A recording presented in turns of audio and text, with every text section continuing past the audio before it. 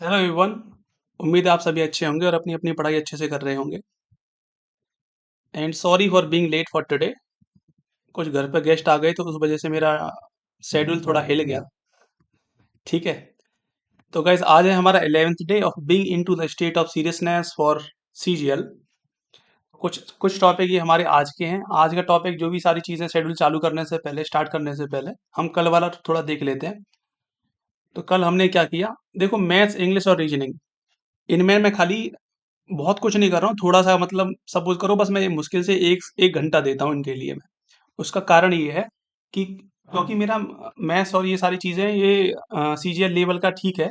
और मेरा एक नियरेस्ट एग्जाम जो है वो बहुत थोड़ा लो लेवल का है, इस वजह से उसमें इतना कुछ प्रॉब्लम है नहीं इनके लिए। इंग्लिश उसमें आ नहीं रही है। मैथ्स, रीजनिंग, जीके और हिंदी आ रही है। ठीक है। उस वजह से गाइस, हिंदी क्योंकि मैंने कभी पहले पढ़ी नहीं, तो हिंदी में मुझे बहुत दिक्कत आ रही है। उसके लिए मैं इतना सारा टाइम लगाता हूँ। तो कल भी यही था कि कल सबसे पहले हिंदी साहित्य मुझे करना था। तो लेकिन मैं थोड़ा भोला भटका। मैंने मुश्किल ही शायद ये 1 घंटे पढ़ा होगा। कल मैं वो कर रहा था, मुहावरे मुहावरे लोकोक्तियाँ। मैंने उसका देखा कि एक दो क्वेश्चन उसके आते हैं। तो कम से कम मैंने उसके लिए 3 से 4 घंटे उसके लिए दिए मैंने। और 400 ये मुहावरे लोकोक्तियाँ मैंने कर लिए थे उसके। थोड़े से और रह रहे हैं, उन्हें भी निपटा लूंगा मैं।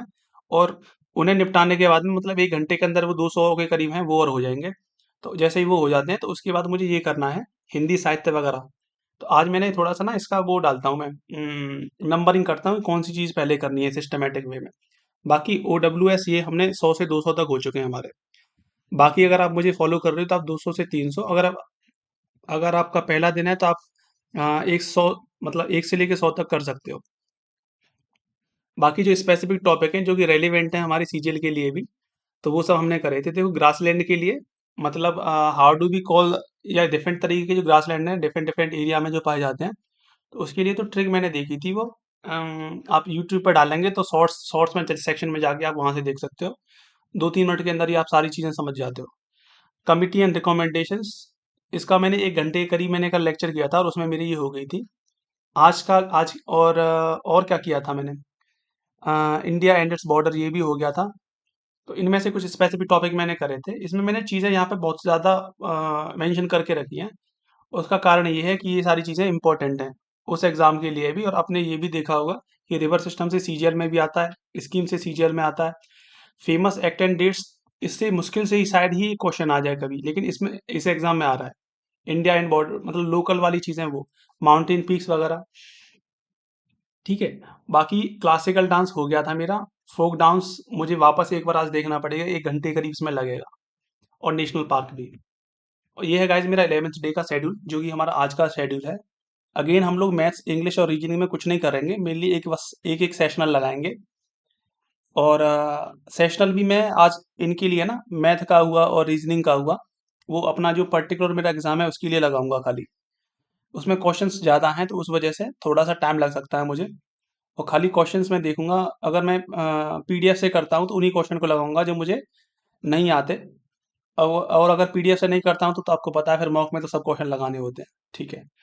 तो इसका इन दोनों का तो ये है मेरा। लेकिन मैं इस पे नंबरिंग में कर देता हूँ कि आज मैं कैसे करने वाला हूँ। ठीक है गाइस। हम्म। तो सबसे पहले मैं, कहाँ गया यार, हो जा भाई, क्या है। Just a second.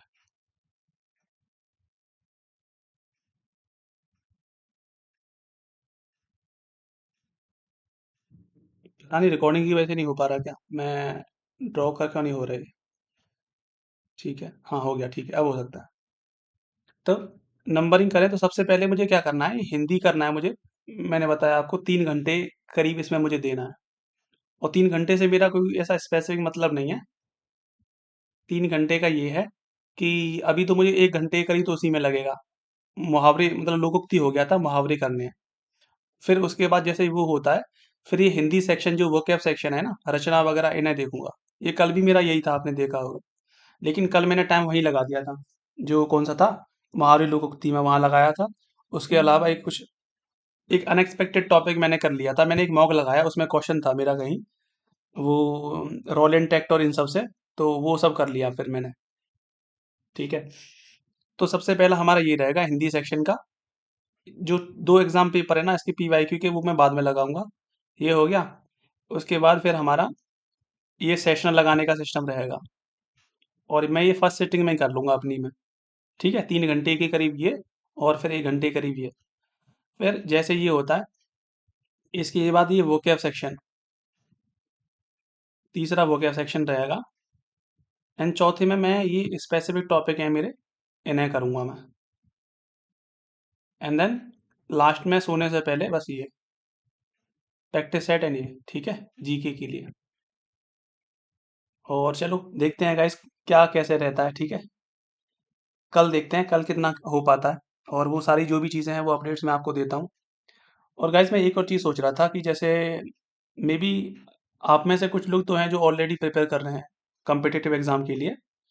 कुछ आप में से ऐसे लोग भी हो सकते हैं जो पहली बार देख रहे हैं, मतलब जो पहली बार हैं, और they are going to be appear into the examinations for the first time. कोई भी एग्ज़ाम हो सकता है आपका, ठीक है? तो मैं सोच रहा हूँ उसके लिए ना एक बस एक गाइडेंस वीडियो कि आपको कैसे क्या करना चाहिए अगर आप 12th में हो। बेसिकली 12th वाले बच्चों के लिए जो जिन्होंने अभी क्या अपना इंटरमीडिएट जिसे बोलते हैं 12th अपना क्लियर किया है। तो अगर वो आना चाह रहे हैं इसमें कॉम्पिटिटिव एग्ज़ाम में, तो वो क्या कर सकते हैं? नॉर्मली तो यार ऐसा है नहीं कि लोग जो हैं 12th के बाद ही आ जाएँ। बहुत कम लोग हैं जो आते हैं इस तरीके से। तो थोड़ा-सा मैं टॉपिक आप सजेस्ट कर सकते हो, वरना फिर मैं इसी चीज़ को ना किसी अलग तरीके से प्रेज़ेंट करूँगा। जैसे कि you are getting into the government college या any college for your graduation, और वहाँ पे आपके साथ क्या-क्या प्रॉब्लम आ सकती है अगर आप if you are not from a well to do family. ठीक है? तो आपको क्यों कोई भी जॉब लेने की ज़रूरत है, या कोई भी आपको कोई भी काम करने की ज़रूरत क्यों है उस समय भी? तो वो देखते हैं यार। अगर कोई भी सजेशन इसके रिगार्डिंग आता है, कोई भी बोलता है कि हाँ, ऐसा करना चाहिए, तो बनाएँगे, वरना फिर रहने देते हैं। ठीक है गाइज़, मिलते हैं फिर कल।